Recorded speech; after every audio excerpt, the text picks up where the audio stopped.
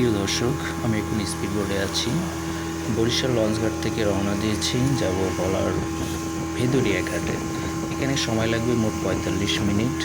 যেহেতু লম্বা সফর, আমাদের লম্বা ভ্রমণ, সুতরাং স্পিড বোট ছাড়া তো সম্ভব না। অন্য ভেহিকেলে তো অনেক সময় লাগবে। স্পিড বোটে যদি ৪৫ মিনিট লাগে, তো অন্য ভেহিকেলে কত লাগবে সেটা তো বুঝতেই পারছেন।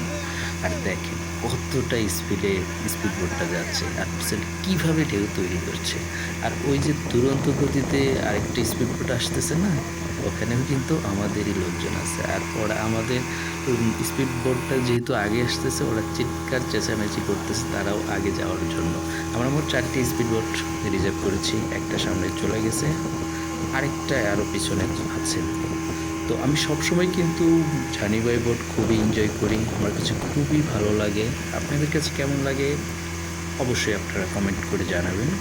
আর সামনে যেহেতু মেঘনা নদী ক্রস করতে হচ্ছে, একটু ভয় লাগতেছে, কারণ জানেন তো মেঘনা নদী সবসময় তো আর শান্ত থাকে না। তার উপরে যদি সাগরের কাছাকাছি হয়ে থাকে। তো আমরা এখান থেকে ভেদুরিয়া ঘাটে নেমে সেখানে আমাদের জন্য বাস রিজার্ভ করা আছে। সে বাসে করে আমরা চরফ্যাশনে যাব। আর চরফ্যাশনে যা চেক ইন করে ডিনার করবো। সেখানেও কিন্তু লম্বা সফর, অর্থাৎ 50 কিলোমিটার। আপনারা অবশ্যই জানাবেন জার্নিটা কেমন হবে।